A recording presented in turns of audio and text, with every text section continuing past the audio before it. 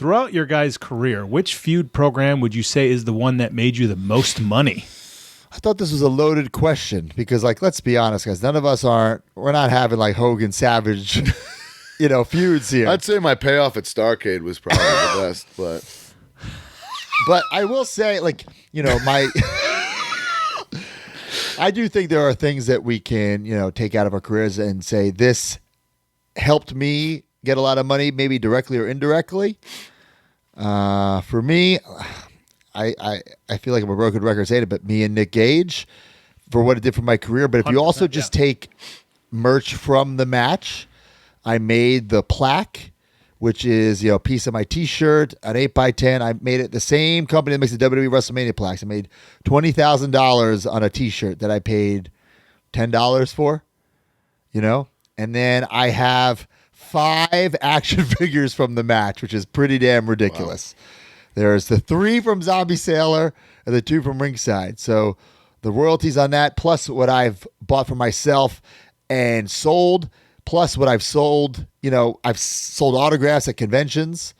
So if you're just saying directly from the match, it has to be the Nick Gage program, especially that first death match. And then there's, I made pizza cutters. That's a death match. So many things that spawn from it, but directly from that match. I mean, you became the death matchman because of that match. So right. You so really want to like make the, the pyramid of it. I mean, yeah. Right. But also, the YouTube show and become an internet champion, all that BS, that spawned a lot of stuff. At one point, I had merch from WWE. I'm like, oh, this is what it's like to be a superstar. Because, like, you're on, like, a folder, right. Like slippers, Christmas. Like, every Christmas, when I'm putting out the ornaments, I put up the ornaments that I had from that time. Like the gingerbread man, Zack Ryder, or the snowman. I like that. When you're like when you get to superstar level in WWE, and listen, I only had that short run where I got that stuff. So I know what it's like before and after. Right. You know what I'm saying? So like that sweet spot, and trust me, those merch checks were nuts because crumbs make crumb cake. Like I'm not even kidding, guys. I used to go to WWE shop like every day, and there'd be the chance of something new. Right. Something I didn't know was coming out. To the point crazy where that they didn't mention it. They're not telling you. No, they're not telling you. And now it's even crazier. Like if you type in Chelsea Green, she doesn't have much merch, but she has more merch than like it's like there's like a plaque, there's a signed 8x10, there's all these different shirts, there's baby shirts. Right. It's wild. Wow. Mine would easily be the losing streak. I mean, I didn't know what it was going to become, but I knew there was something there worth pursuing, considering that I could sense they had no plans for me whatsoever. So I wanted to just ride it out and see what came of it, and that's how I was able to get my first like real merch shirt and stuff after all those years, So, and then I mean, countless like the bookings and the tours and things I probably the pay-per-views, the things I would have never even sniffed as just a mid-card guy doing nothing. Sure. And then all the way to winning the titles at WrestleMania, all that. I mean, I could have never foresaw all that. And a lot of that is due to you realizing what this could be, right? Which I could never imagine what it would become, but I knew there was something. But it only became something because you let it become something instead of bitching and moaning that you were losing it all the time. Also you turned it into something. I believe you pitched the shirt, right? They didn't pitch it to you, right? Or I pitched not to win a couple times, right? And they were just nobody cared. So I would say half of it is you dealing with the situation and turning a negative into a super positive. Right. And then I can also say this, that when I came back to WWE in 2016, I signed for X amount of dollars.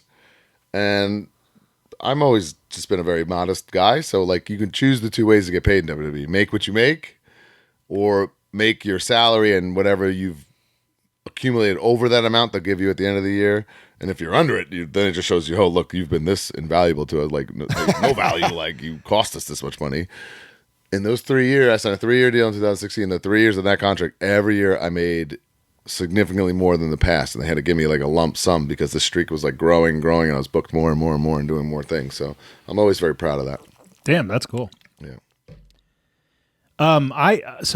For sure it was it was definitely the 3-day program. I signed like a small few date deal with AEW. It was like a just for these 3 dates. I came in for one promo, backstage promo, one live promo, live on TV, and then the one match against Moxley. So that was like the designed thing, and there was no plans for anything after that. And I just came in for that, and then there was a long period of time that I was not with AEW. That was like from September until like, I came in the February of the next year. But in that time, there was the micro brawlers that sold out in my wrestling gear. There was 8x10s that sold out. There was the wrestling buddies that sold out. There was the amount of money that I made on those 3 days, which at that time was the most money I ever made in wrestling. Bendy Series 1. So much really, really cool stuff came from that 3-day thing. And then I said, I think there was a time in like January or December that I was calculating the amount of money that I was able to make from 3 days in pro wrestling. And it was like a pretty crazy little bonus. Yeah. For whatever I was doing at the time. And then of course, that led me to having a full-time job in pro wrestling. So, it has to be that. Oh, this is definitely a social clip, How much money did we make? That's amazing. How much money did I make when I eliminated The Undertaker from the Royal Rumble? Let's just call it that. Join the community at MajorMarks.com and get access to exclusive content, behind-the-scenes footage, and become a member of the Major family. You get bonus episodes on our careers, wrestling figure history, and exclusive interviews with our friends and legends in the business each month. You also get early access to YouTube videos and, of course, the weekly podcast ad-free and breaking news updates. Brand new shows featuring oh, baby. And you. Each month, you can interview someone in the wrestling business with the Captain's Log. Also, buy, sell, and trade in our exclusive Facebook community where people have become friends in real life. Certain memberships include merch like monthly trading cards and quarterly mystery gifts. Become a Major Mark and join MajorMarks.com today.